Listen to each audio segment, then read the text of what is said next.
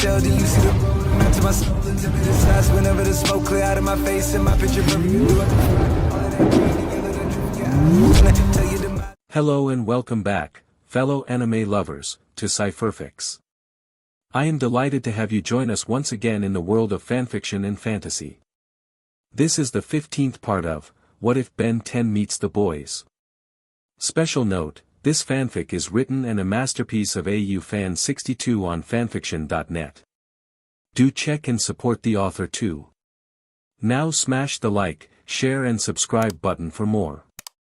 Also press the bell icon so that you never miss such great parts. Thanks for the introduction. Now let's dive into the world. Somewhere in New England, a young boy walks out of a store drinking a soda and holding a new phone. He walks around a turn when suddenly three guys in hoods stand before him. "Hey man, nice phone, it new?" Thug number 1 asks. The kid answers, "Yeah." "Hand it over." Thug number 2 says. Instead of complying in fear, the kid scoffs. "Seriously?" Thug number 3 reveals he's holding a switchblade. "You think we're playing? You guys are trying to rob me?" Suddenly the boy starts laughing, like he'd just heard the world's funniest joke. "What's so funny?" Thug number 1 asks. "You wanna get cut?" Thug number 3 threatens. When the kid laughing stopped, he looked at the weapon in front of him. He casually held up a finger and placed it against the blade. Suddenly the guy dropped the blade as it had suddenly became so hot it burned his hand. "Too hot to handle." The kid laughed. Thug number 1 then grabbed the kid by the shirt. "What did you do?" The kid didn't answer. He calmly grabbed the man's wrist and squeezed. A crack was heard as the man screamed and fell to his knees in pain. The other two thugs back up in fear when suddenly the kid swung thug number 1 off the ground and threw him into thug number 3. They both slammed into a dumpster, denting it. Thug number 2 looked like he was about to wet himself. "I don't even know these assholes." He turned and ran down the alleyway. He was nearing the opening to the other side of the street when suddenly the kid appeared in front of him. "H." He turned left and ran, only to find himself in at a dead end. He turned to see the kid in front of him. "You're like that kid, the one who fought the 7. He spoke with fear. "I'm nothing like that lame hero wannabe Tennyson," Kevin said as his pupils turned black. The thug then fell on his rear end as a large shadow grows over him. "I'm the baddest of the bad." Was heard. CIA. Deputy Director Susan Rayner walks into her boss's office after being called. It's been a day since she told Stillwell and Vought to back off, and she isn't sure being called in is a good thing or a bad thing. Walking in, she sees another woman in addition to her boss. Dinah Madani. She introduces herself and extends her hand. "Of?" Rayner asks. "Classified." Dinah replies. "Classified, are they a new branch?"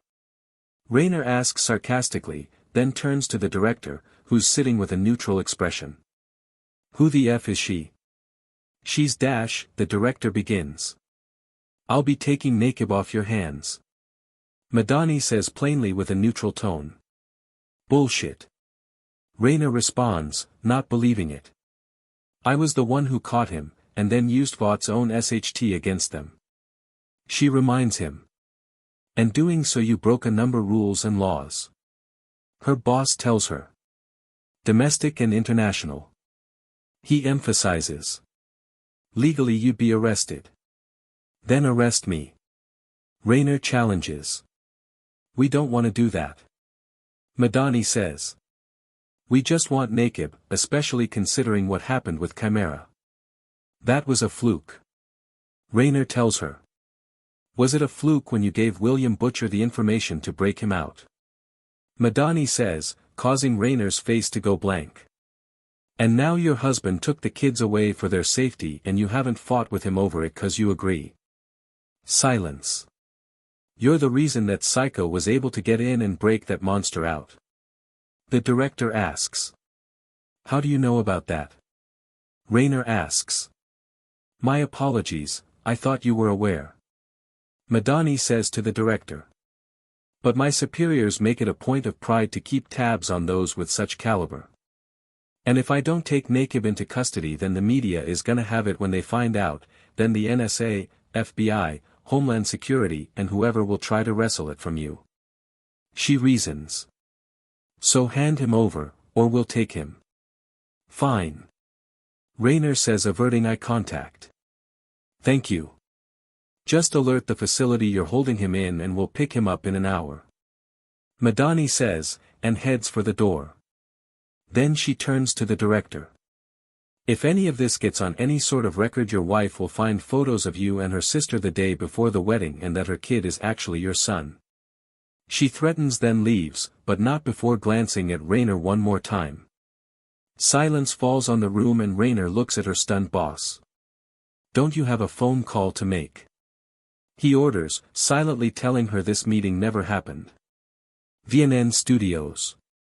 The camera points to Cameron Coleman, who sips his coffee and begins his daily news report for the channel. Hello, welcome back to 7 on 7. A lot of things have happened recently, but after so much bad news, let's start out with something a bit more positive. He begins. Such as this, VOT Studios has announced a writing contest for their next movie project, Dawn of the Seven. People from all over can send in their ideas. From a basic concept, to a full script of dialogue, just go to the VOT Studios website for more information. He smiles, then is about to continue. Now reports are coming in that dash. Someone off camera then shouts. Get down. Crash. Coleman gets under his desk and camera starts shaking as a multitude of items are broken, and people are scrambling. Move. Beep move. Coleman shouts as he tries to get out. Something is destroying the studio, but the camera is still live and falls to the side, showing the behind-the-scenes equipment and such. Then it's picked up and the camera is pointed to the face of Cannonbolt. Sorry, but due to various reasons, including lying to you all, this regularly scheduled dweeb has been cancelled. He says before dropping the camera, then people see Cannonbolt's bottom half as he walks, then rolls out. Scene cut. At a VOT-sponsored gun rally in an event center, multiple people are examining an assortment of weaponry, including teenagers, while kids learn how to STRP and clean VR-15s. A VOT-sponsored gun. When suddenly a black and blue blur runs around, and after about a minute all the guns are gone, including the personal ones people brought with them. 20 minutes later a video circulates of XLR-8 brings the guns to some empty abandoned lot and blowing them all up. But not before bringing in the rally banner with green paint reading, Future of VOT, on the pile of guns, bullets and grenades. Scene cut. Firefighters arrive on the scene of a warehouse that looks like it's been hit with acid. Wearing protective equipment and filtered masks, they were scanning for any type of dangerous toxic chemical. Someone reported the smell of gas and called the authorities. Said authorities then evacuated anyone within a quarter of a mile, just in case. Inside the warehouse was a bunch of VOT-labeled crates in various states of melt. Like ice cream left out in the hot sun, then froze as it was melted halfway. In each crate and container there was consumer goods that also suffered similar fate. Anything? The fire captain questioned as he walked around with his own piece of equipment. There's traces of carbon monoxide, LPG, hydrochloric acid, and a bunch of other SHT. One of the firefighters says. But not enough to cause this. What caused this? I think I know. The probationary firefighter said. It was Shifter. Why's that proby? Another of the firefighters asked. Your gut tell ya. It's the writing on the wall. The proby tells them. Look proby, if this is some millennial Gen Z CRP, cut it. The captain said. No, I mean it's literally the writing on the wall. The proby tells them again and even points to it. On the far side of the warehouse a wall was entirely untouched.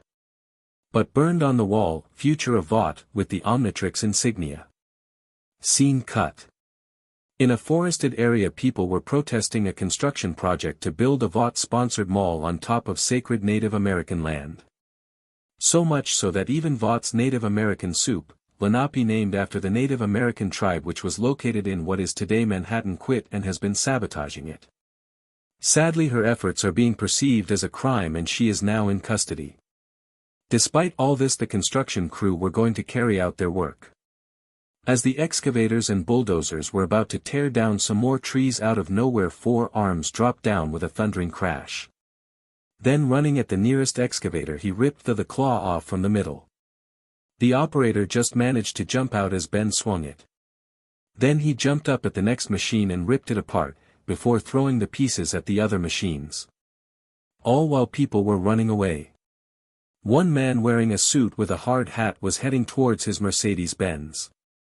He was the representative from VOT in charge of overseeing all the construction. Before he could get to his car, 4 arms landed right on top of it, crushing the German car. The shockwave caused the man to fall back. The man scurried back in fear as 4 arms trudged towards him. Then when he got close enough, 4 arms bent down and grabbed him by his suit collar. "Next time I see a bulldozer or any machine here, I'm throwing it at your house." 4 arms then goes to rip what's left of the car in half before throwing the pieces at some signs about the mall coming soon. Before it said, "Future site of VOT Mega Mall," but now it said, "Future of VOT," as the other words were gone. 4 arms then jumped away. VOT 7 meeting room. The remaining 7 were gathered in the meeting room with Edgar, who seemed to be in a good mood. "Welcome everyone. I know you're all still recovering, but there are matters that need to be addressed moving forward. First of all, welcome back, Deep." He nodded to the aquatic soup. "Glad to hear your injuries weren't permanent." Deep nods. "Thanks. I was just doing what heroes do." He didn't notice the eye rolls from some of the other members. Edgar then resumes the meeting. "Now then. All of your numbers have skyrocketed. Every news station, blog, or podcast is talking about how the 7 saved the world from an alien tyrant. This may be the greatest accomplishment to come to VOT in its history." Edgar let that sink in for a moment before moving on. "But, we have two, rather large, issues to deal with it." He pressed a button and Kevin appeared on the screen. A-Train then spoke up. "The freak that ran like a Pages. Well, that PP almost killed us." Maeve reminds him. "Since his escape from the CIA and retreat from the fight, he's been unseen, but we need to keep an eye out." But now the original problem. He pressed a button revealing a picture of Ben. Seeing this, Homelander clenched his fists but kept his composure. After the fight he disappeared for a brief PRD and has now suddenly resurfaced. And is now performing acts of sabotage. Like he's some Polish World War II resistance fighter. Deep then questions. "So what are we gonna do about him?" "Nothing," was Edgar's answer. Homelander was not happy about this. Not one bit. "You've gotta be kidding me," he responded aggressively. Edgar, as per usual, maintains his composure. "No, I'm not. And can any of you tell me why?" Noir wrote something and held up the paper. It had the word "kid" on it. "Precisely," Edgar says, nodding his head once. "Young Tennyson is a literal child, and more importantly the whole world knows it. The incident with this Vilgax seems to have made the world forget that just short time ago, Earth's most mighty brutally beat a 10-year-old. We didn't know." A-Train reminded. "Well, now you do." The CEO sternly responds, looking directly at A-Train. "And the world knows you do. The fact this hasn't ruined all of you and VOT can only be described as a miracle. But miracles don't happen twice." Deep raised his hand. I think that's lightning." Edgar looked at him for a moment, but didn't even respond. "The point is, if you see Mr. Tennyson, do not engage, do not insult, do not argue. Vaught's official statement is that Tennyson is a very confused child who has been manipulated by very dangerous people. And last I checked, superheroes don't beat up confused children. Except he's not a confused child. Starlight speaks up. He definitely knows what he's doing and thinks it's right. Starlight's right, which is why we have to stop him, by any means. Homelander adds. That's not dash, Starlight tried to argue. Do so and everyone in world will see you as nothing more than some child beater. Edgar points out. And that's if you win against him, which you have not done. We did beat him last time. Homelander responds. You do well to stop lying to yourself. Everyone here knows his goal was to have all our attention so his little Ocean 11 Rat Pack gang could infiltrate and get access to sensitive documents. Edgar reminds him. And while we have no idea what they actually learned since all those files were destroyed in the explosion, we know they made off with Wrench's case. He adds. You're the one who said nobody at Vought could open that case. Homelander points out. What's in there anyway? A-Train asks, seeing as how Edgar had made this a big deal. Wrench's greatest weapon, that he never used. Edgar says, then proceeds to walk away. Madeline will meet with you all tomorrow morning. Anika's apartment. Ben and Kimiko were sitting while Anika and Elena tried to find out where Dr. Jonah Vogelbaum was. Despite being the head of something called the CSO, he was pretty much out of the game. Just in the position and letting his subordinates doing the work. At least before the explosion, since then the CSO's work has been halted. Any luck? Ben asked with a sigh. I think I can narrow down a possible location from what I can find in wire transfers. Anika answered. He may not be the head scientist anymore, but he still gets paid by Vought. Found him. Elena said. Anika turns to Elena with skepticism. There's no way you could have hacked the firewalls to get his address. Didn't have to. Elena says as she turns her laptop over. His personal information is protected in Vought records, but his house is registered under his name in the public records. She points out. Guess no one thought about that. Anika chuckles at this. Send me the address. Ben tells them as he gets up. We're gonna have a little chat. The girls get up too, will Kimiko and Elena do, but Ben quickly says. Just me. You guys stay here. He orders, then leaves. Guess we're staying. Elena points on. I guess I'm just gonna go to work now. Anika said as she got up. Should I, or would that be suspicious? She questions. Kimiko signs and Elena translates. If anything, it would be suspicious of you didn't go. And. With that she proceeds to go to work. Upstate New York. Dr. Jonah Vogelbaum was nursing a drink in his study doing the same pastime he had been doing the past 8 years. Thinking about his mistakes, particularly one. Suddenly he got a call from one of his housekeepers on the intercom he had installed. Mr. Vogelbaum, there is a boy at the gate who wants to meet with you. He says he's the shifter. Let him in, then you everyone else take the rest of the day off. The retired scientist says. Sir. The housekeeper questions. Just do it. He adds a bit sternly. Scene cut. Ben walks in through the gates as they are opened. After getting the address he turned into XLR8 and ran to the location as fast as he could. When he did he saw a large house that was seemingly isolated with no one around for a good while. Perfectly manicured lawn, a roundabout driveway and a fountain. When the gate finally opened he walked in and straight through to the door. As he did a few people also began exiting. Weird. He thought. One of the maids then directed him to where the doctor was. Scene cut. Ben opened the door to Dr. Vogelbaum's study and greeted the man with. What's up, Doc? Ben Tennyson, I presume. He said without turning his eyes away from the window that viewed his lawn. You know any other 10-year-old superheroes that can turn into aliens and beat all your wannabes? Ben replied as he sat down in a chair next to a fireplace.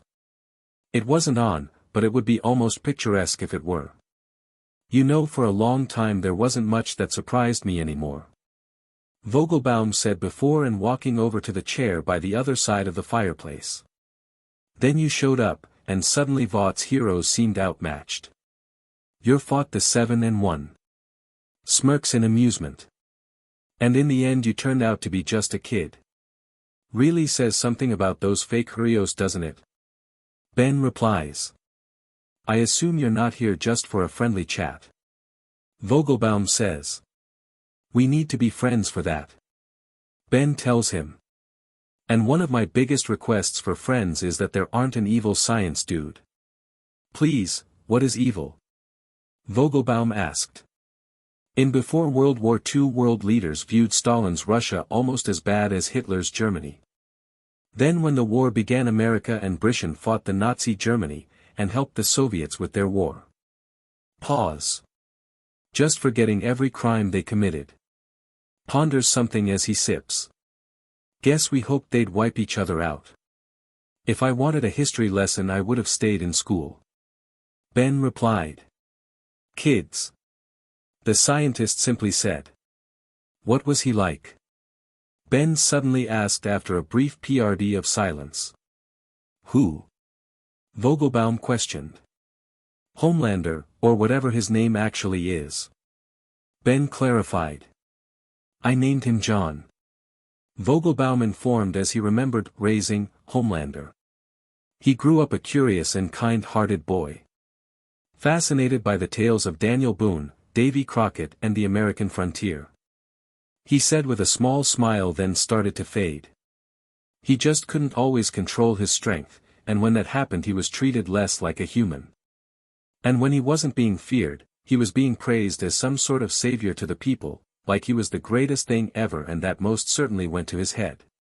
Probably should have done something about it. Ben points out. I know that now. Vogelbaum admitted. Back then I was just thinking about the science of it all. Not to mention it wasn't my unilateral decision to keep him locked up in a lab. He added. Does he have any parents? Ben asks. Not really. Vogelbaum tells him. He wasn't born like most children. You grew him in a lab without parents. Ben said. Like crossbreeding dogs. Vogelbaum continued. I got all the physically desired traits, both in terms of powers and appearance, but subjects raised without a sort of parental figure, especially a mother in his case, can most likely become unstable and violent. Man, you guys were dumb.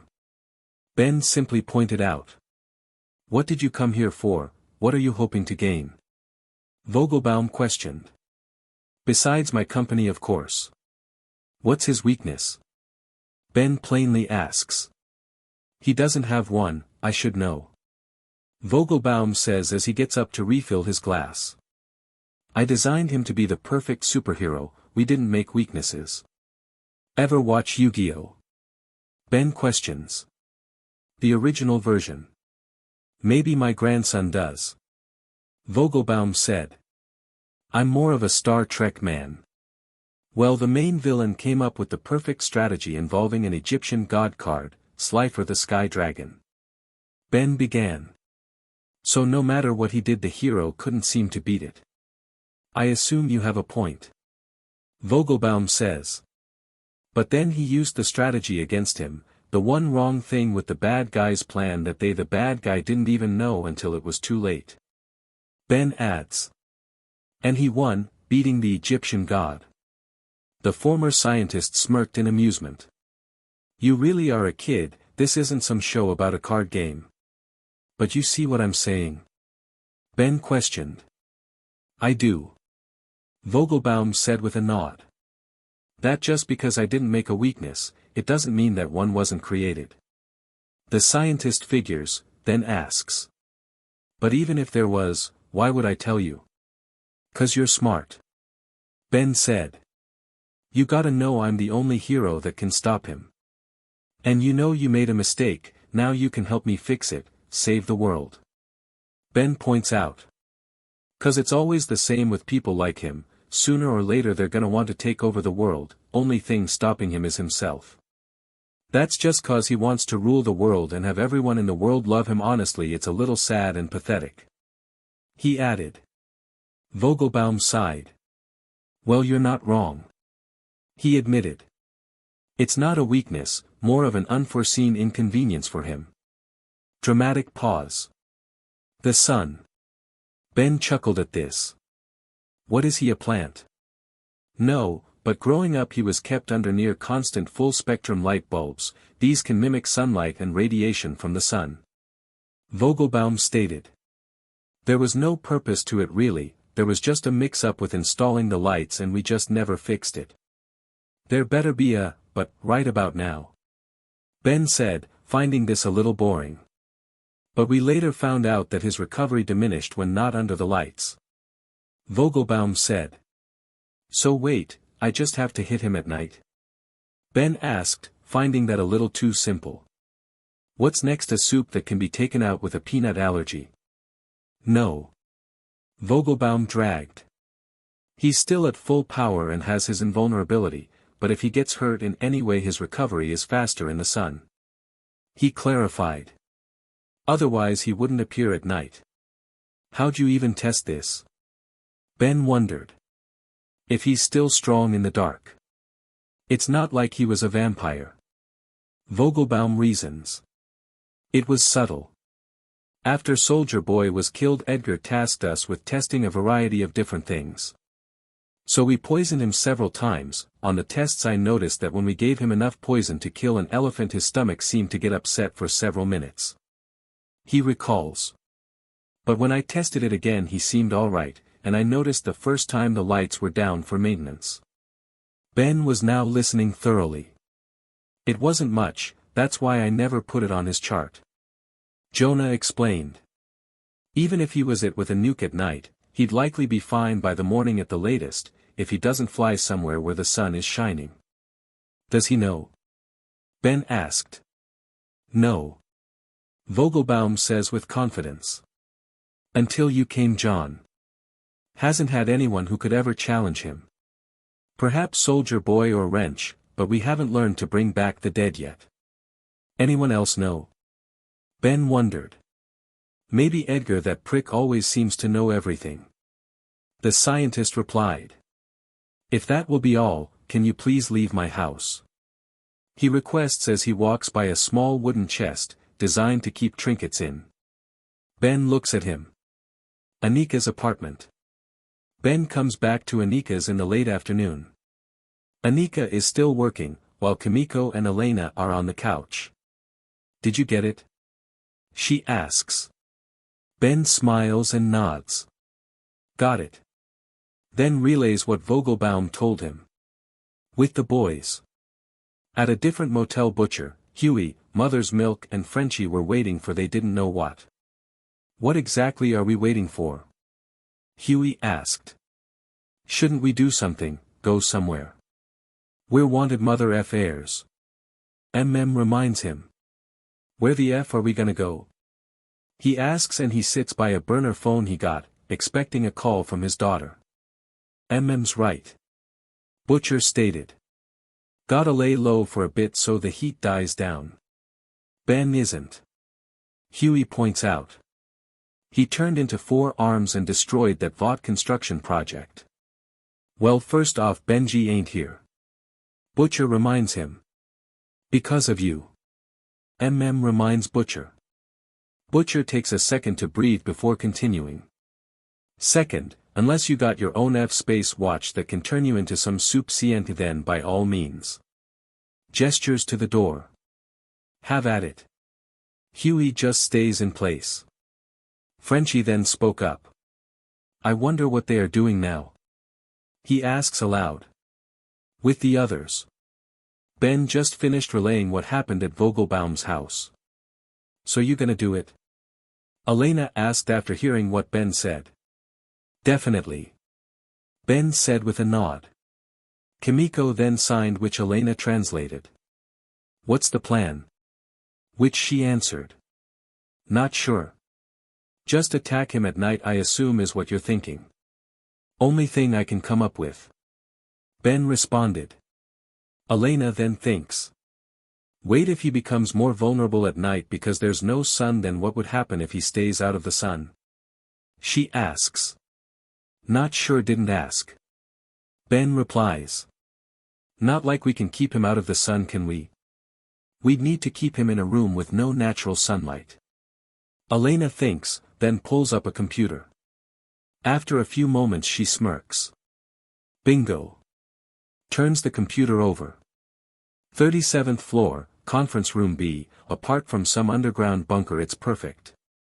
Faces the opposite direction the sun sets, and where the sun rises is blocked by other buildings. She reveals. Don't know how we can keep him in there for hours though. Ben then had an idea, just as Anika entered the apartment. We set up a meeting. Ben states. Me, the 7, including Homelander, Stillwell, Edgar in that room, from morning until night. Then I go hero and end it. What are you gonna do? Call and ask. Elena pointed out.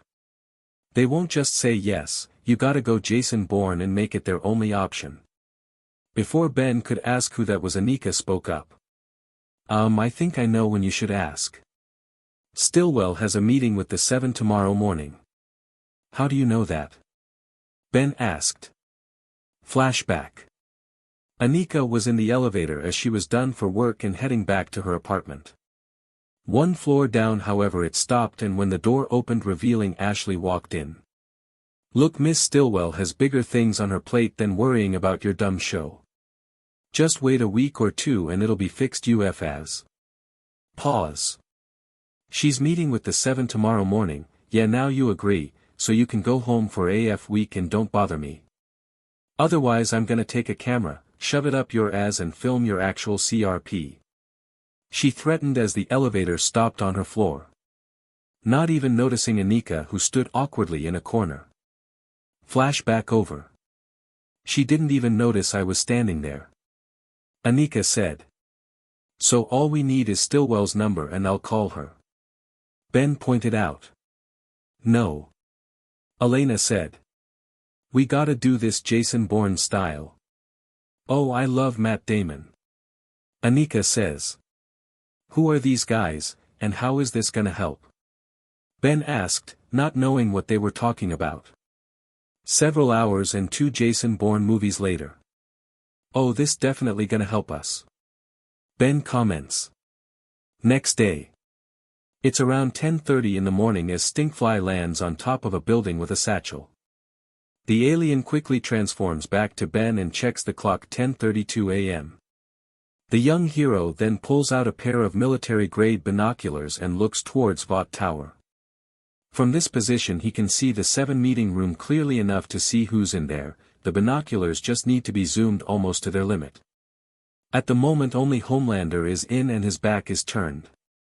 This green 10, in position. Eyes on target, stars and stripes, standing by, everything is Charlie 40 to 60, no sign of stick in mud, lame leopard, sea slug, blunder woman, dork knight or light SWCH. Over. Ben spoke in a walkie-talkie. What? Anika's voice came through. Ben groaned. We went over this, Blue 8 over. He spoke. This is Red 9, copy that. Green 10, maintain visual, and when stick in mud reaches area bullseye initiate shard strike, at strike time shatter. Over. Elena voiced in. Copy that. Red 9, and in the meantime inform Blue 8 of the proper protocols on open channels. Over. Ben said. Why can't we just use phones? Over.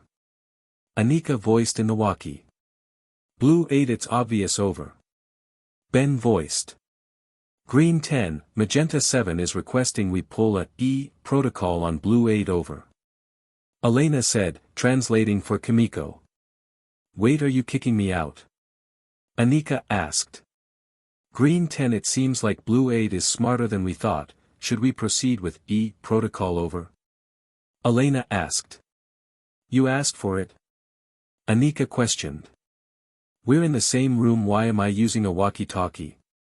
This is Green 10 again, advising all of us to go radio silent from here on out over. Ben says. Copy that Green 10 over. Elena said. VOD 11:02 a.m. Stillwell walks into the 7 conference room. Sorry I'm late. She apologizes as she steps into the room. Been a hectic day, so let's just jump right into it.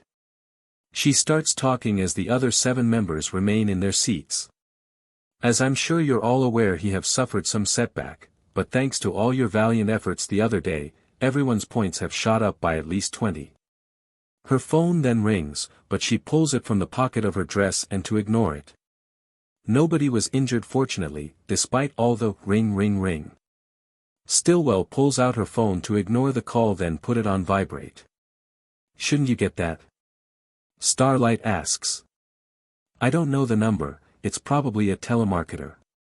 Stillwell replies as she puts her phone away. As I was saying of F sake, I hear the phone vibrating, just answer it. Homelander tells her aggressively, annoyed by it. Madeline sighs and picks up the phone to answer the strange number.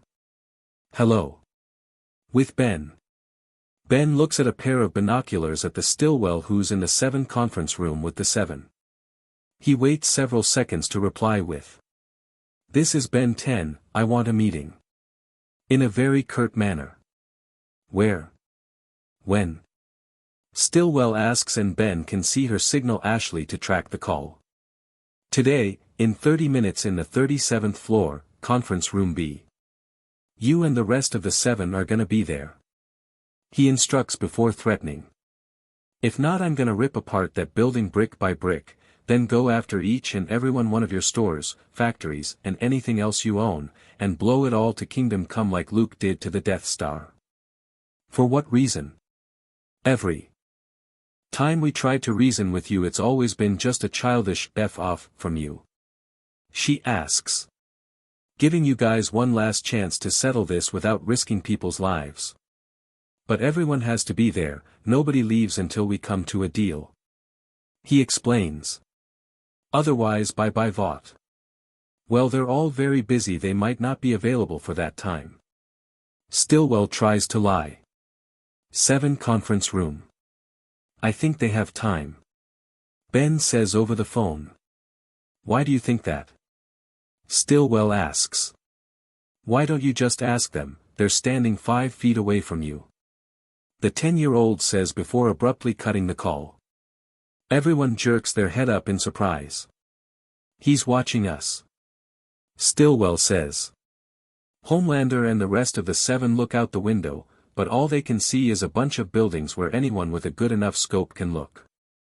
Homelander then notices a glimmer like the light reflecting off glass on the roof of one of skyscrapers.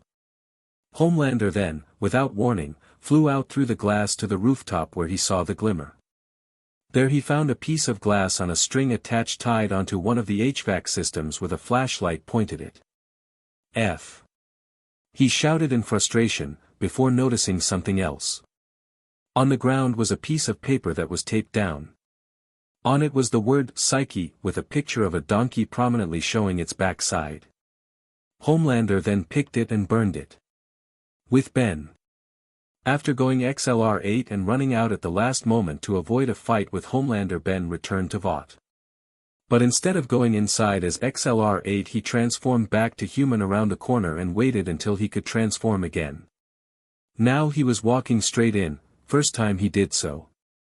As he entered there was still some construction going on, but it was mostly repaired since he, Kevin and Homelander fought in the lobby area just days ago. Ben walked through without being stopped by anyone.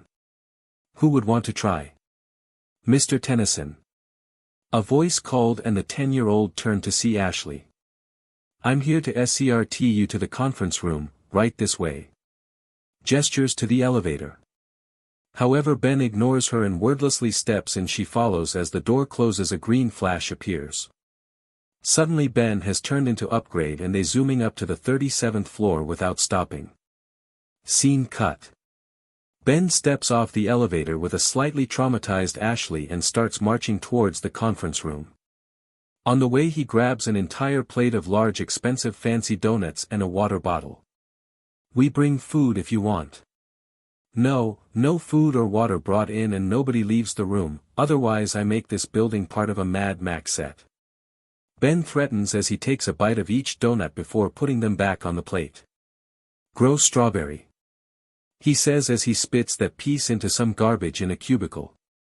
Well, how long do you plan to? Ashley is cut off when. Shut up. Ben shouts, gaining the attention of the nearby vault workers. You have no power, you're basically a lackey. They ask you for coffee, you ask what kind. So shut up and go away. The meeting is for important people, as in not you. I prefer you quit cause you can do way better than here, but you're scared, so Ben continues to walk to the conference room, leaving behind a stunned Ashley. Conference room. Ben walks in the empty room 7 minutes before the deadline and arranged so only one was towards the window, his rest were on the other side away from the sun. As he sat down, Ben took and set an alarm for 6:54 p.m. It was now 11:29 a.m. Just 1 minute before the deadline was up, the 7 and Stillwell came in. Morning, Mr. Tennyson. Madeline greeted as she extended her hand out. Oh, thanks. Ben said, totally rebuffing her while handing her a crumbled up napkin he used to wipe his mouth. Stillwell then threw it out. Whoa, did you bite every piece? A-Train asked as he looked at the plate. Yeah, deal with it, dweeb. Ben answers. Be right back, gonna get some dash dot. A-Train tried to say. Anyone leaves this room, I leave and everything with a VOT logo is destroyed. Ben threatens. You're bluffing. Homelander says as he sits across from Ben. Try me. Ben replies, leaning back into his spinning chair with wheels. Before anyone could respond to that threat, Edgar came in. I can tell you he's most certainly not. The CEO states as he sits down at the head of the table on Ben's right side. In fact, our meeting yesterday was a big indicator that Mr. Tennyson isn't gonna hold back, seeing as how in a single afternoon you costed us millions and prevented us from obtaining significantly more than what we already spent. Just imagine how much it's gonna cost to rebuild this whole place. Ben asks, gesturing to the building. Somewhere around $300 million is the lowest price to construct a skyscraper. Edgar informed. That doesn't account for any complications along the way, not to mention revenue lost. He added the turns to Homelander. And before you ask whose side I'm on, it's this company's, which does not need you, just like it didn't need Soldier Boy, or Payback. Let's get back to the topic at hand. Stillwell said, trying to get the meeting back on track. What's your offer? You first. Ben said. Well, you asked us here. Stillwell reminds him. True. Ben accepts. But I'm only doing this as a courtesy. I can just burn this whole place down like I almost did that forest when I first turned into Heat Blast. So you go first. Ben counters. Plus it's good manners. Like ladies first? Stillwell questions. More like age before beauty. Ben clarifies, getting some snorts. Stillwell sighs before pulling out a contract multiple pages long. This is a draft of the deal I mentioned the last time you were here. As your prisoner. Ben reminds her. That's irrelevant. Madeline tells him. I find it very relevant. Ben responds, before asking. Why should I sign that? Well, it's a mutually beneficial deal. Stillwell says. You get to keep doing what you want to do, save lives, and in return VOT gets good publicity and we both make quite a large amount of money. So you want to pay me to badmouth you and keep destroying your stuff and beating him to a pulp? Ben questions, pointing to Homelander at the last part. I like that, but how does that benefit you? No. Stillwell tells him. You would have to stop doing that. She adds. You lied to me. Ben responds.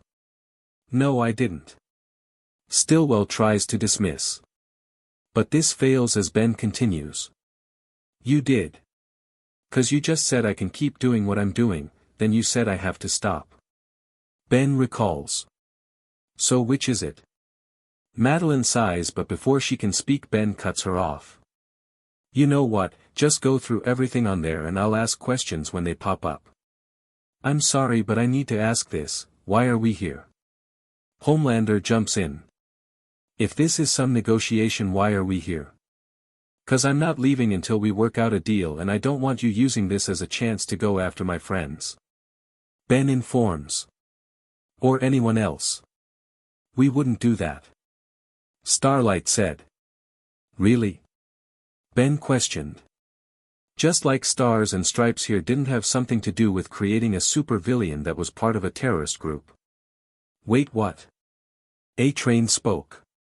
Huh? Deep said. Don't know what you're talking about. Homelander denied. Let me paint you a picture. Ben said. After getting your ass kicked by me, Kevin and Vilgax 6 ways to Sunday, you decided it was okay to slip Compound V in the Middle East like it was candy. Only it backfired. The dude got arrested and the other soups are good guys. He informs them. What you're saying isn't even true. Homelander continues to deny. How would you even know? Stillwell asks. Who do you think the CIA called to put out your dumpster fire? Ben sarcastically asks. This gets some eyes widened. Since you're all dumb dweebs, I'm just gonna point out I was there and I helped stop him. He's not gonna hurt anyone else. The Seven and Vought members look to each other. Meanwhile, Stan still remains cool as a cucumber. So you admitted to violating international law as an order from the CIA? Edgar questions, seeing an opportunity. That's generally quite frowned upon. You may not care about public opinion of yourself, but the CIA does. Sensing where Edgar was getting at, Stillwell continued. And there's a good chance they might just throw you under the bus when push comes to shove. They might make you the most wanted person in the country. Wouldn't be the first time. Ben simply replies. Plus, it's not a crime to help people, which I did. But it is a crime to hurt people, which you all have. We save lives, you little SHT. Deep argues. Maybe. Ben says. But I'm pretty sure they're all staged, like my first day in this dimension. He points out. That's a gross exaggeration. Stillwell says. Ben then looks confused. I'm sorry, don't you guys hand out crime itineraries and make sure all the stuff you do is on camera? He questions. But we're getting off topic, where were we? Tries to remember where they drifted off. Oh yeah, you were gonna go over that entire contract. It's a standard contract. Stillwell tells him. We've sent it to you before. Several times. She reminds him, having sent emails and DMs on social media. Never read it. Ben tells her. Plus, you're supposed to sell it to me, so sell it to me. This is gonna take quite a while. Stillwell states, hoping it will convince him not to want to go over every detail of the contract. You got somewhere to be? Ben asked. One of the many perks I have not being from this dimension and all that. Madeline sighed with a, fine. Before she took the contract and began the long tedious effort of going over the contract. It was nearing noon. Anika's apartment. Elena and Kimiko were packing up some things. So you guys are leaving? Anika questioned. Yup. Elena said as she put her laptop in her backpack. And you're not coming back? Anika asked. We don't know. Elena answered. It's better we don't stay here too long, we don't want to get you in any more trouble. She adds. Not like I'm not in trouble already. Anika says. I guess just let me know if you need anything. So do I just wait for my next assignment or whatever? She asks. Just keep a low profile until we need your help, keep your eyes and ears open for any important information you find at Vought. Elena instructs. And you know how reach us if you think you're in trouble. Kimiko walks out from the bathroom putting a bottle of expensive coconut-scented shampoo in her bag. Anika sees this and Kimiko signs. Is she like threatening me for some shampoo? She's just letting you know you're out, 'cause she's taking it. Elena explains. It's cool. Anika said, and with that they made their way out. Goodbye. And with that Anika was now alone in her apartment, at least for the immediate future. Vought. It was 2:48 p.m. Stillwell had just finished going over the whole contract that she and Vought was offering Ben. And that's that. She says as she flips up the last page. Any questions? What are dividends? Ben asks. Sorry. Stillwell replied. What are dividends? Ben asks again. You said it a bunch of times, what is? He clarifies. It's a money paid regularly by us to our shareholders. Stillwell explained. And what's a shareholder? Ben asked. This CYCL continued. With Ben asking Stillwell to explain minuscule details and Stillwell begrudgingly explaining them. Any more questions? Stillwell asked after spending over an hour answering questions. The time was now 3:54 p.m.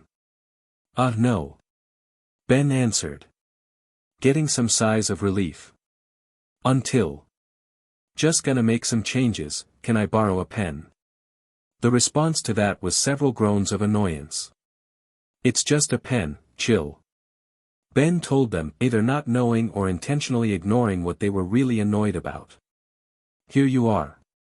Edgar said, reaching in his jacket for one. I always keep a few on me. Pulls out a fancy-looking green pen. I believe this is your color, but ink is black. Sweet. Ben said, taking it. This isn't gonna SQR in my face, right? It writes like a regular pen, just designed to look like one from the 1940s. Edgar explained. Cool. Ben then flips to the front of the contract. Okay, let's get started. Starts making marks all over the contract, mainly crossing every line on there. This went on until 4:28 p.m. Yeah, this is what's okay. Ben informs Stillwell as he slides back the contract papers. Stillwell takes them and sees nearly everything has been crossed off on the first page. Then the second page, and the third. All the way to the last page. You pretty much took off everything we gained from this partnership. Oh. Ben said with faux realization. You thought this was gonna be a partnership. It's not. Reaches for the contract and flips to the back pages. Let me write down my offer, it's very generous, just gonna need a minute. Starts to write, then adds. Actually might need a bunch of minutes. Later at 5:10 p.m. And done. Ben said as he makes a final dot. I believe you'll find this more than generous. Slides the contract, only with his version on the blank-sided pages. Stillwell reads this over for a few minutes and Homelander looks over and sees some stuff. You have got to be kidding me. Stillwell says. This is a load of FSHT. Careful Madeline, there's a child present. Edgar interjects. Yeah, this is my offer. Ben told them as he leans back and puts his feet up. You guys admit you committed every crime you ever committed, give away all your money to the people you hurt, get out of the superhero industry, all your supes arrested, plead guilty and Compound V destroyed. Stillwell now tries to counter. Later at 6:35 p.m. Sorry, I'm not budging. Ben said, rejecting several of Stillwell's latest offers. I'll stop talking bad about Vought when Vought stops being bad. He reasons. But doing that we gain nothing, we actually lose in every way. Madeline reminds him.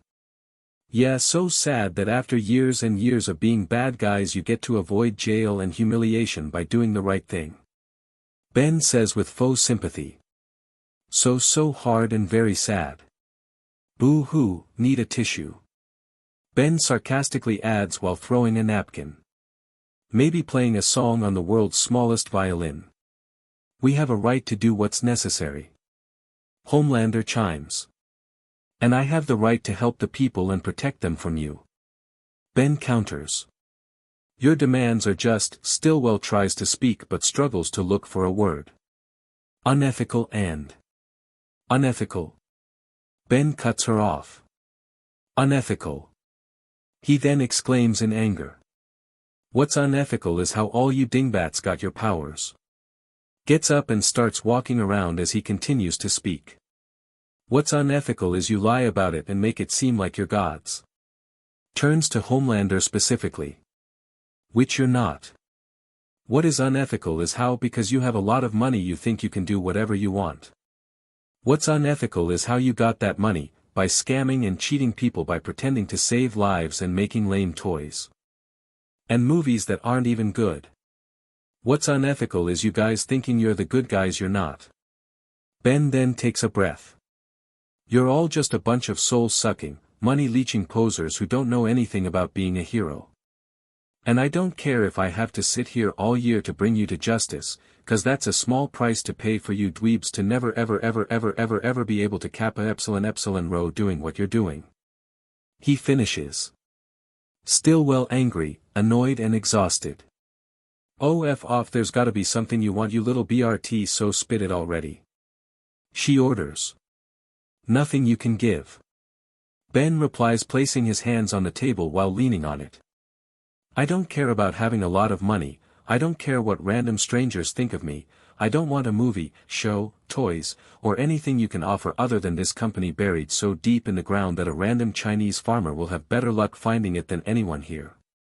I want all of your junky employees pretending to be heroes to lose their powers, and for everyone who committed a crime here to plead guilty in doing that without anything in return except spending the maximum time in a prison cell. Homelander gets mad. You have no right, you alien prick. He exclaims to the Gets as he stands up. I do actually. Ben replies. Check the Declaration of Independence, says so there. What the F are you talking about? Was Homelander's response. We hold these truths to be self-evident, Edgar begins, getting the attention of the others. That all men are created equal, that they are endowed by their Creator with certain unalienable rights, that among these are life, liberty and the pursuit of happiness. That to secure these rights, governments are instituted among men, deriving their just powers from the consent of the governed, that whenever any form of government becomes destructive of these ends, it is the right of the people to alter or to abolish it, and to institute new government, laying its foundation on such principles and organizing its powers in such form as to them shall seem most likely to affect their safety and happiness. He quotes perfectly. You see. Ben says, gesturing to Edgar. Though this applies to government, not us. Edgar tells him. Okay, this is getting out of hand. Starlight interjects, before Ben can reply. You don't want to make a deal, do you? Otherwise you'd compromise on some things by now. Plus it's very out of character. Ben shrugs. Well, I was told you guys were good at making deals. I mean, what did it take for them to get you into that thing you were wearing back at the race? He reminds her, turns to Homelander. It's also where I first nicked you, remember? Referring to the scratch Homelander got, the first time he could ever remember bleeding. The last light of the sun's rays were starting to fade. You're just here to waste our time, aren't you? Edgar asks, realizing it. But for what? He asks. Ben just stares at Homelander without saying anything. What are you up to? Homelander asks, nearly ready to laser Ben in half. You really want to know? Ben says. The sun finally, fully set, and the only lights were ones created by humans. The clock shifted from 6:53 p.m. to 6:54 p.m. Beep beep beep beep beep beep beep. Everyone stares as Ben's alarm on his phone starts playing music. What's that? Homelander asked. Oh, it's Metalaica. Ben says, and there's a small pause before Ben adds. For whom the bell tolls. Pause. And that's you. Ben finishes. Ben then activates the omnitrix and changes form before anyone could question it. Suddenly Diamond Head appears and slams his fists down on the table, breaking it and causing a pillar of crystal to shoot out at Homelander, sending him back into the wall. Before the other members could do anything, Diamond Head raised his arms, creating two walls that blocked their paths to him. Ben ran towards Homelander and pulled him close. "Let's end this." Before throwing him out the window, shattering the glass. Homelander quickly recovered and stabilized himself in the air just outside the window, but not before Diamond Head ran and jumped out of it at him. When Diamond Head tackled him, he began falling down as they each struggled against each other. Back inside, the 7 members as well as Madeline stared in shock. Exiting the room, they tried to figure out what to do. "The F is his problem?" A-Train asks. "What should we do?" Deep asked. "You all need to go and dash," Stillwell tried to say, but was cut off. "Nothing," Edgar said, completely unfazed by what had transpired. "With any luck he'll kill him and my problems will be solved," he added as he made his way towards the elevator. "Do you mean Homelander or Shifter?" Maeve asked, but Edgar just lets the door close, leaving the 7 flabbergasted. Back to the fight. Diamond Head and Homelander hit the ground with a crash, adding another crater among the others that have piled up with recent events. Diamond Head quickly rose to a kneeling position and thrusted his left fist down. This caused a large green crystal shard to shoot up directly below Homelander, launching him into the air. The 7 leader stabilized himself in the air, but soon had to cross his arms to block the oncoming shards of crystal coming at him with the rate of a machine gun. Diamond Head ran forward, still firing the shards, and when he felt he was close enough, he quickly created a pillar to launch himself up at Homelander. Forming his right arm into a blade, he tried to stab the 7 leader. But Homelander just floated to his right, Ben's left out of the way. Despite missing the stab, Diamond Head spun as he was falling and launched several more shards at Homelander. Homelander quickly turned around, blocked them, and grabbed one that was heading towards his face. He squeezed it and with quite a bit of effort it shattered, then proceeded to float down. "What? No quippy remark?" he asked sarcastically. "Sorry John, the first save that stuff for people who aren't murderers," Diamond Head commented using the name Vogelbaum gave Homelander. "What did you call me?" Homelander asked in bewilderment, not believing what his super hearing heard. "Want me to say it again?" Diamond Head asked. "Fine," he answered for himself. "Murderer," he shouted so anyone near would hear, before slamming his fists down to create another green rock wave heading towards Homelander. The caped soup simply flew up, then launched himself at Diamond Head. The alien raised a pillar of green crystal and jumped out of the way as Homelander flew at it, shattering it. Homelander tried to move on Diamond Head again, but soon found his lower half was being encased in crystal. "You killed everyone on that plane," he heard and saw Diamond Head run at him before being punched so hard he was knocked out of his encasement. It was unclear what Homelander was more shocked about, Ben knowing his other name or what happened with Flight 37. "The F are you?" Homelander tried to ask but was cut off as Ben went in for more punches. Diamond Head took a second to stop and respond with, "You know what I'm talking about," before forming his left hand into a blade and trying to stab Homelander. But the 7 leader grabbed it, then threw Ben across the street, causing his body to skip the ground a few times. As Ben regained his footing, Homelander flew at him. The alien hero tried to hold his ground. But this resulted in the pavement being torn up as Diamond Head was being pushed while trying to hold his ground. The two grit their teeth, and each of their eyes glowed. Homelander's red and Diamond Head's yellow. Eventually Diamond Head was able to push aside Homelander after creating a line of wrecked concrete. Homelander tumbled a bit before regaining his footing and turned to Diamond Head. "You could have saved those people on that plane, but you just killed them. And for what? Your name on news again." Knowing that there could be some people around, Homelander said, "I told you, if the government just let us in the army, then what happened with Flight 37 wouldn't have happened." "That's a lie, and you know it," Diamond Head shouts. And it wasn't the first time you screwed up with a plane. Just look back at September 11, 2001. He added, getting a worried look from Homelander's face. I saved my Earth a bunch of times, not 'cause it was easy for me, but because I gave it everything I had every time. 'Cause unlike you, points a finger to him for me, gestures himself with a thumb when lives are on the line, it's hero time. I am the hero. Homelander lamely shoots back. No, you're not. Diamond Head says, starts walking a bit as he begins listing what he believes Homelander really is. You're nothing. Just an abomination, an experiment gone wrong, just some dog that's been crossbred and doesn't know how to control his anger. Diamond Head stops and turns to Homelander, knowing what's coming. Some old lab coat's greatest failure. Snap.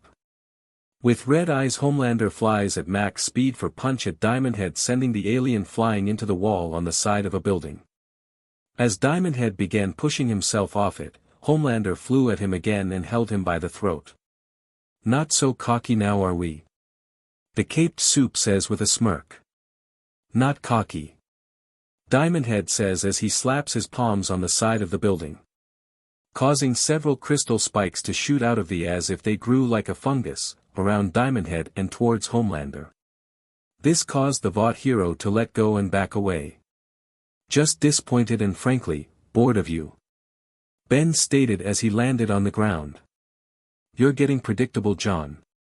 Homelander flies in for a right punch, but Diamond Head blocks it with his left and punches Homelander with his right. Homelander turns to use his heat vision, but Diamond Head extends his palm, reflecting it back to its sender, forcing Homelander back further. Right on K, the eye beams. I used to think you were just lazy, now I just know you have no creativity.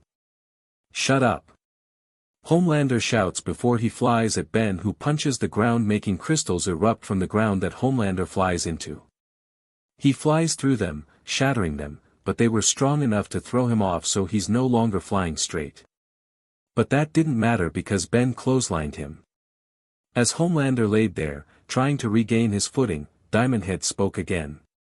You don't want to share the spotlight, 'cause if anyone stood there with you they'd see just how human you actually are. Shut the F up. Homelander quickly stands up and goes in for a careless punch. Diamond Head merely leans back to avoid it, then headbutts the soup. SHT. Homelander exclaimed in pain as he reeled back with BLD coming down his nose. You see, you're not a god, a hero, or a savior.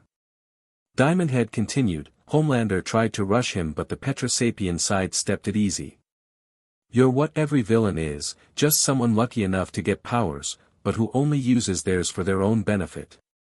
Pause. That's all you are, John.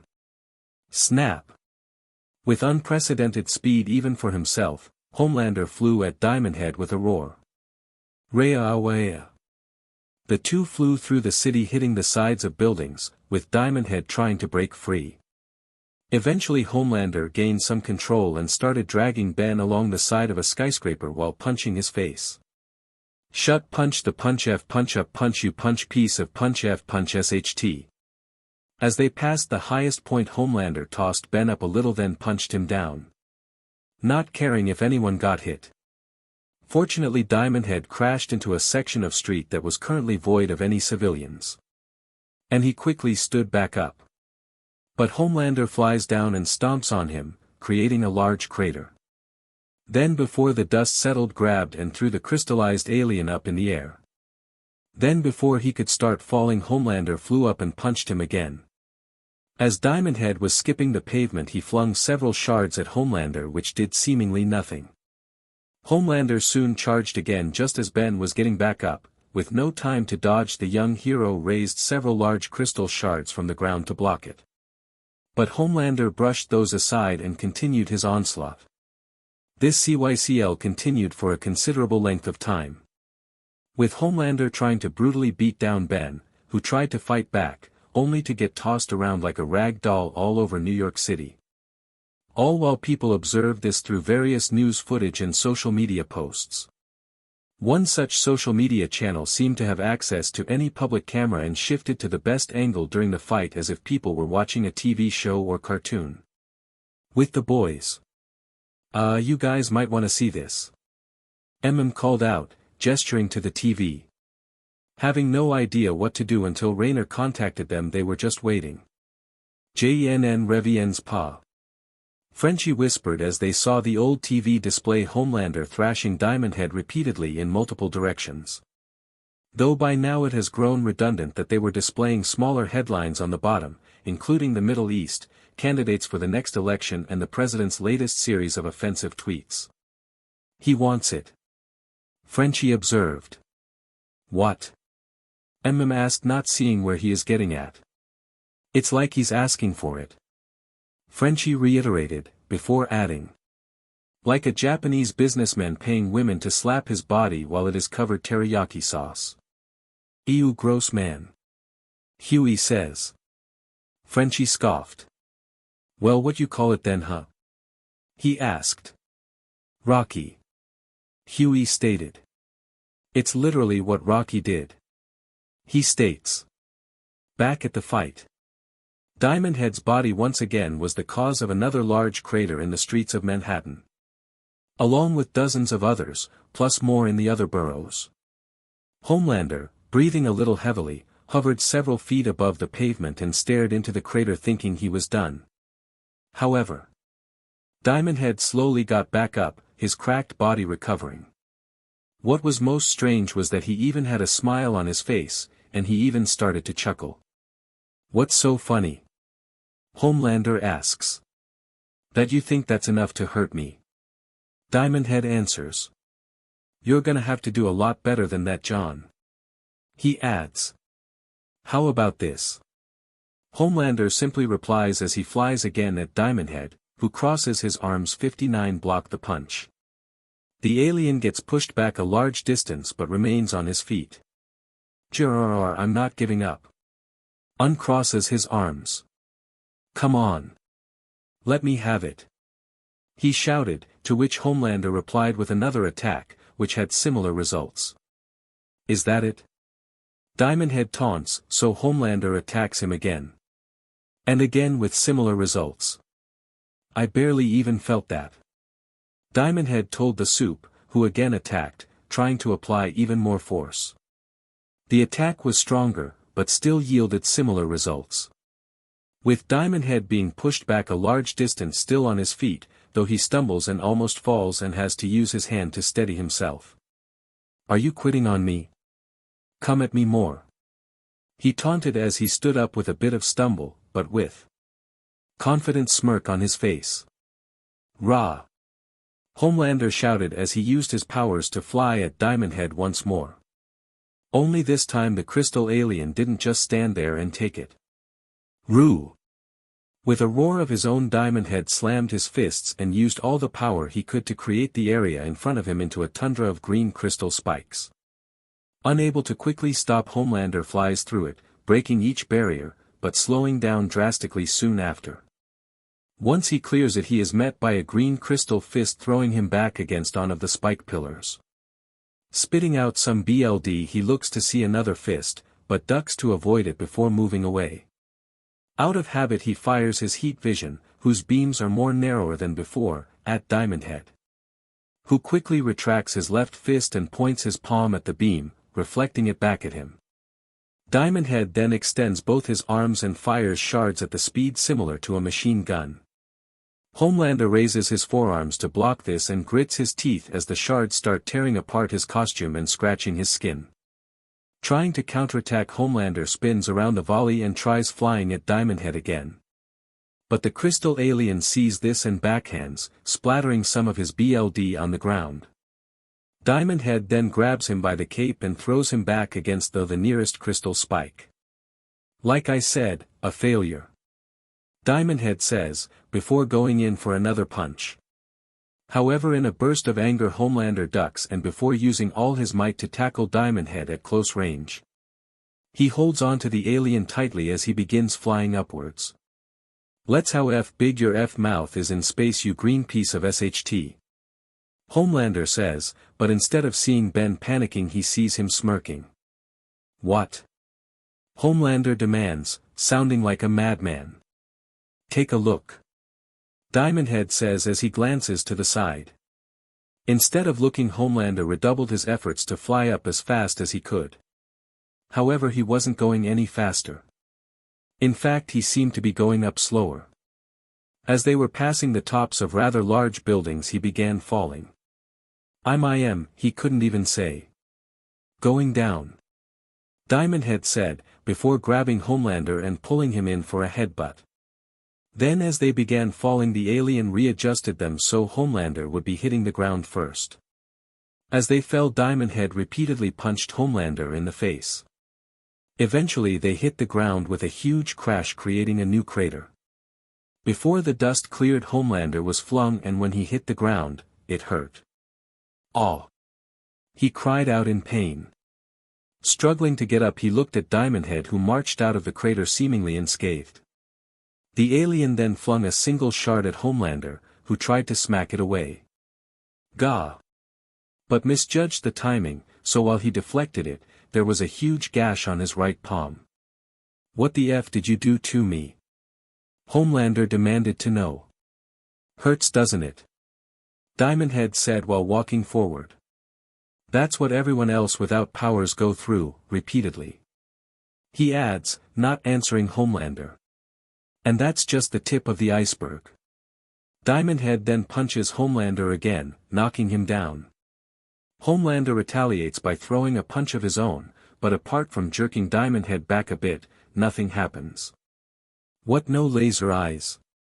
Diamond Head jokingly asks. Homelander tries to fire them, but apart from his eyes glowing a bit red, nothing happens. Smirking, Diamond Head then launches a barrage of back-to-back punches, which Homelander is helpless to defend himself against.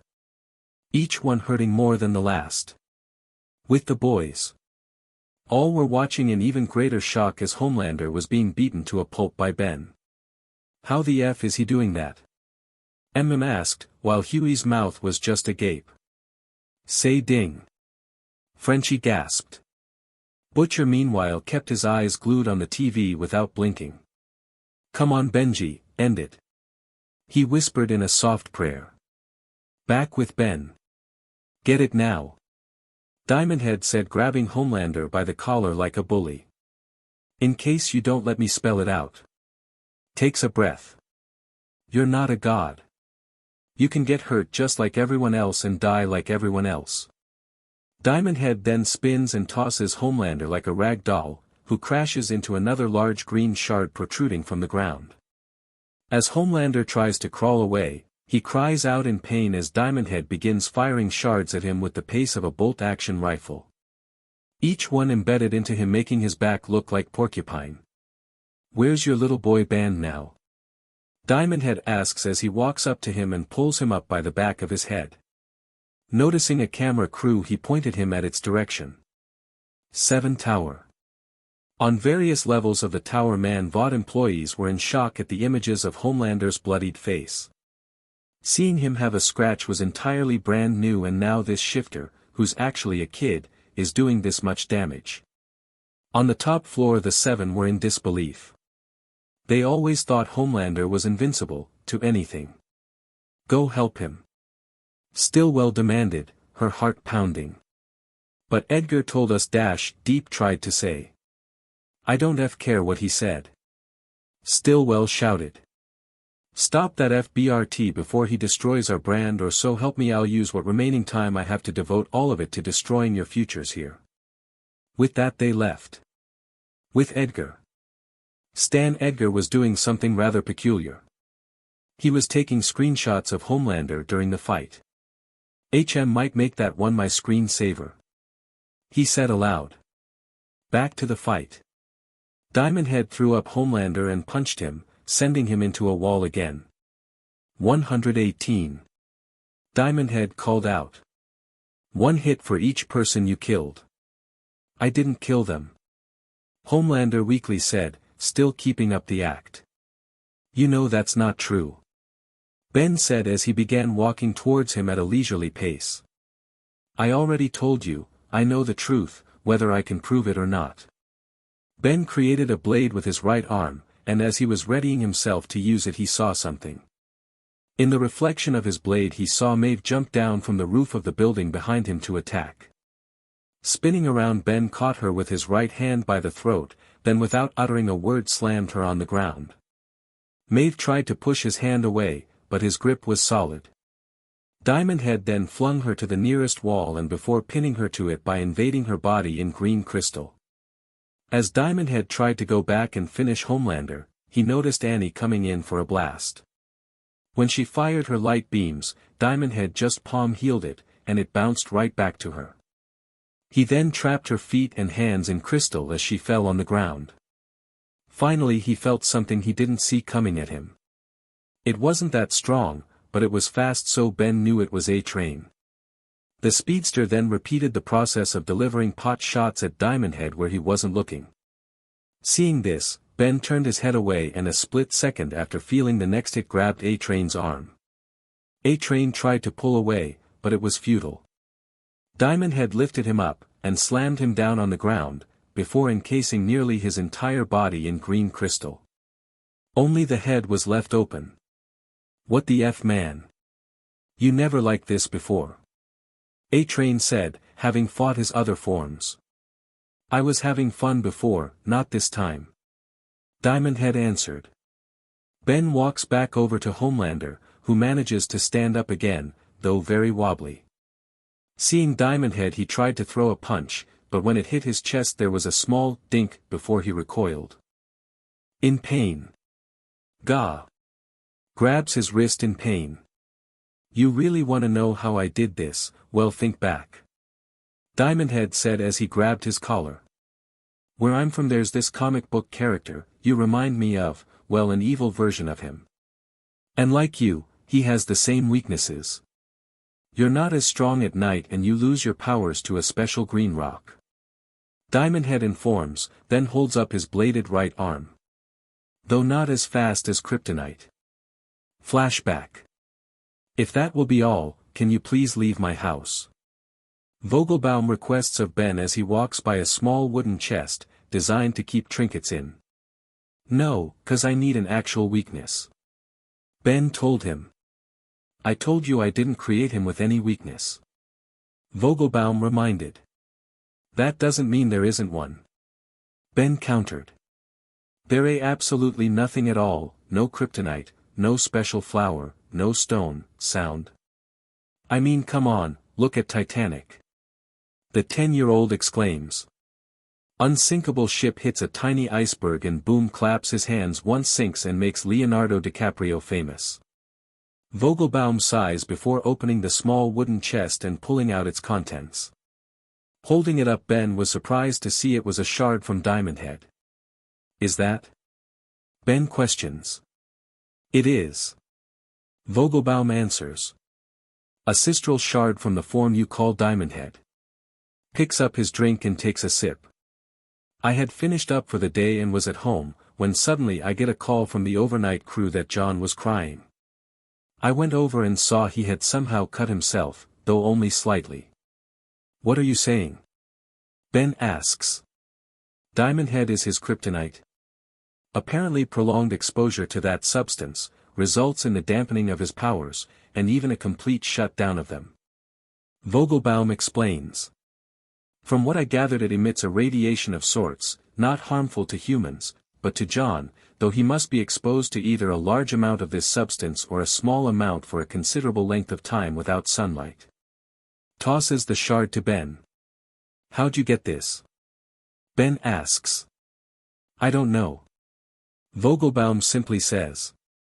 "It just showed up in his room, none of our cameras saw anything, neither did our security team or anyone else. All we found out was that substance is not found anywhere on Earth, either as a natural element or a compound." Finishes his drink and puts the empty glass down. Ben looks at the shard with curiosity. "Thanks for your help," he says as he puts the shard down on a table and begins to leave. Before editing the door though he pauses and turns back. "You know, for a genius you're kind of a huge idiot," he remarks before leaving. Vogelbaum just stays standing as he stares at the shard, recalling the day.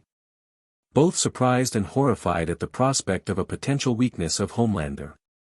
Now he wish he explored it further. Flashback over. "UF rocked me," Homelander uttered. "And it worked like a charm," Diamondhead added, before throwing the depowered and injured soup on the pavement in front of him. "Let's end this." Brings up his blade in the diagonal position. "For good." Ben rushes forward and jumps up with the intention of fatally stabbing Homelander when he lands. Time seemed to slow down as everyone watched this from wherever they were. Elena, Kimiko, Butcher, Huey, Mother's Milk, Frenchie, Rayner, Edgar, Stillwell, Vogelbaum and millions of others. All with expressions reflecting their shock and disbelief.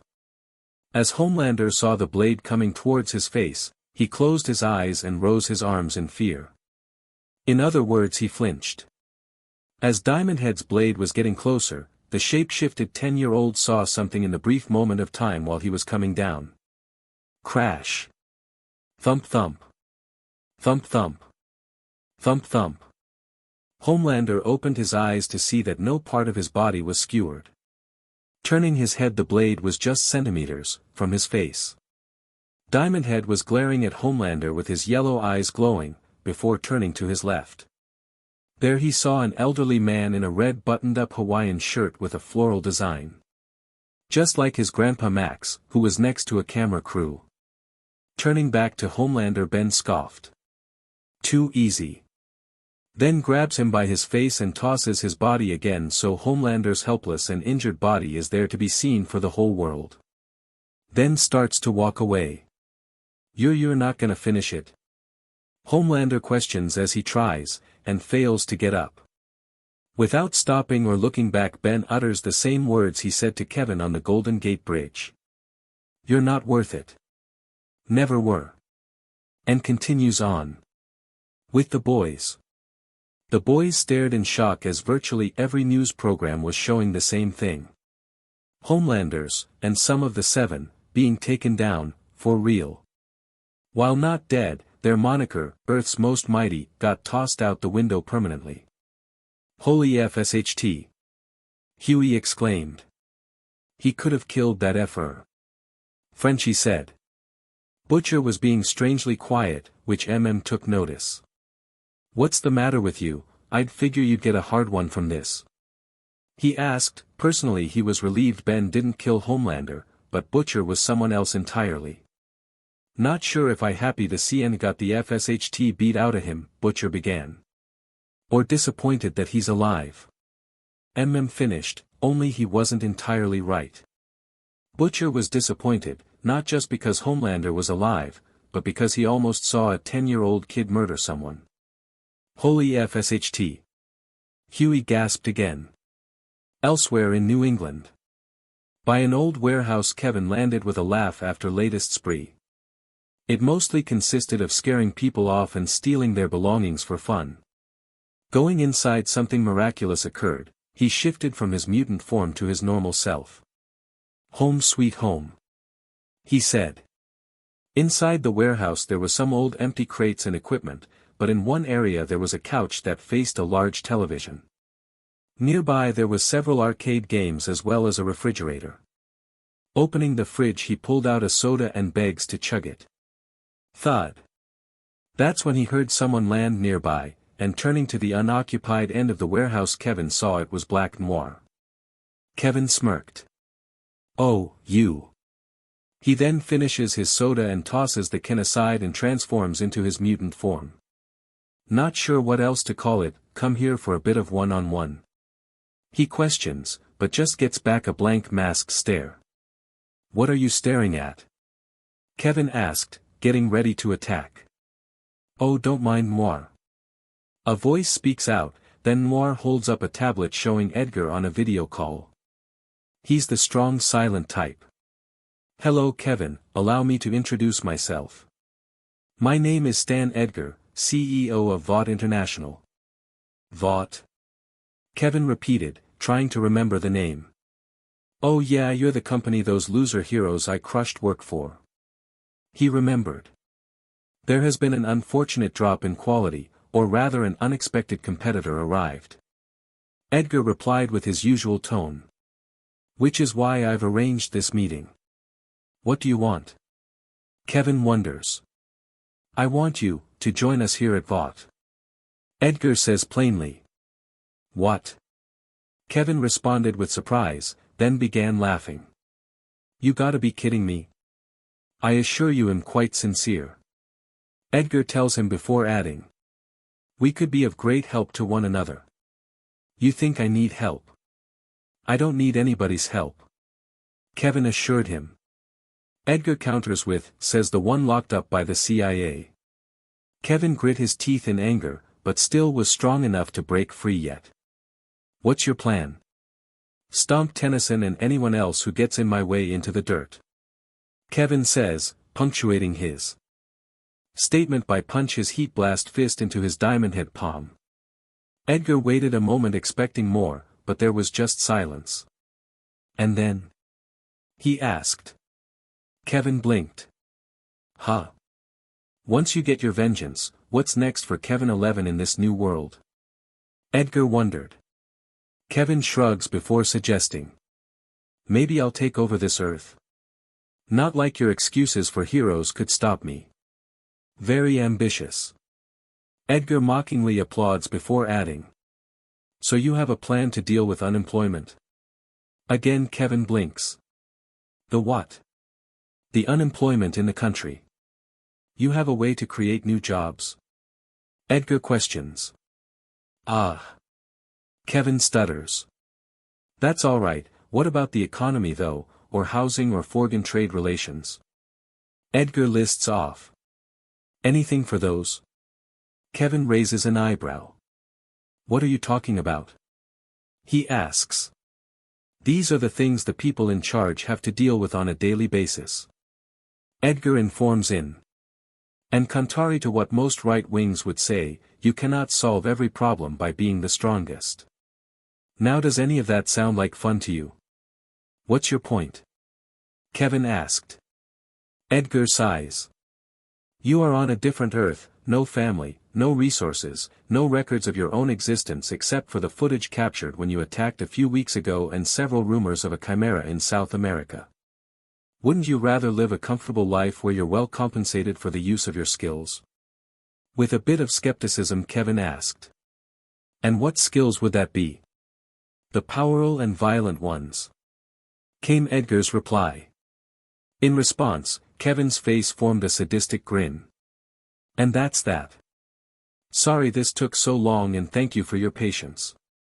I hope you enjoyed it. Now you're probably wondering why I made Homelander have a weakness. Well, if he's like Superman then he has his strengths and weaknesses. Look at Superman's battles against Doomsday and Cyborg Superman, without the sun he still has his powers but is more vulnerable. Also since kryptonite doesn't really exist, I'd figure Diamond Head would work, they haven't really fought. And I'd figure it was only a matter of time before Kevin gets recruited or allies with Vought, same enemies, and all that. The next chapter is gonna be the season finale of Omniboys. Stay tuned. Anyway, for all your patience, here's a trailer for my next story.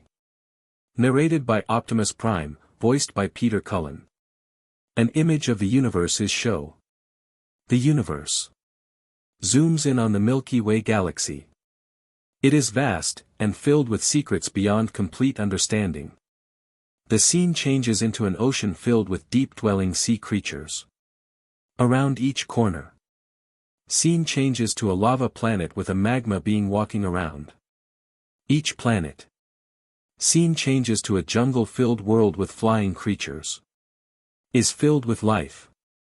Scene changes to a desert planet with a six-legged creature strolling the sandy dunes. With abilities. A small scorpion-like creature rises from the sand and tries to attack the animal, who somehow expels cold air from his body, stunning the attacker and giving him a chance to run. We could never imagine. The scene once again changes as the planet Earth comes into view. Earth. An unassuming world with no concept of its unique place in the universe. The space background morphs into a series of clips of the Guardians of the Globe, the Teen Team, Fight Force and other heroes fighting. Daily battles occur between the forces of good and evil, but great danger is coming for this world. The clips fade away until space is clearly shown, only this time there was some sort of rift quickly followed by something falling to Earth. But a great and unsuspecting danger is coming for this world. Scene shifts to Omni-Man inspecting a crash site. What this world needs.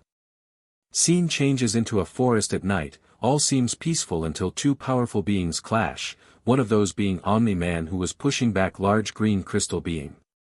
Is a new kind of hero. He could be slimy. Scene shows Omni-Man being hit with some kind of sticky green substance. Creepy. Scene now shows a grey specter coming through a tree behind Green Ghost. Fast. Scene now shows Red Rush chasing after a black and blue blur in the forest. Strong. Immortal gets sent flying from a 4 red-fisted uppercut. Any shape. Some sort of large yellow armored sphere crashes into War Woman as she raised her mace to smash someone, or something. Or size. Dark looks around and fails to notice a small grey creature on his cape. Omni-Man is floating up and looking around for a potential threat, but cannot seem to find any.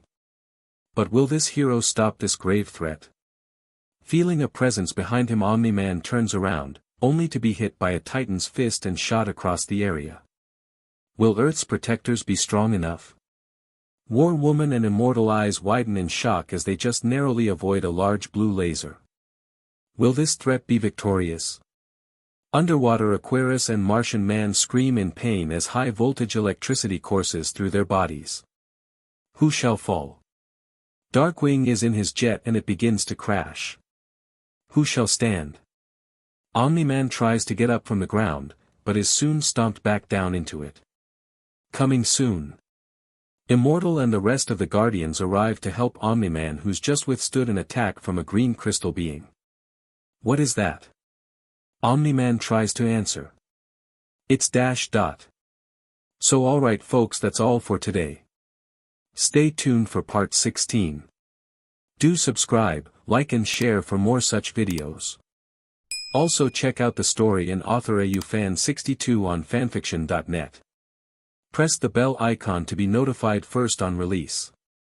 See you in the next video. Till then, goodbye.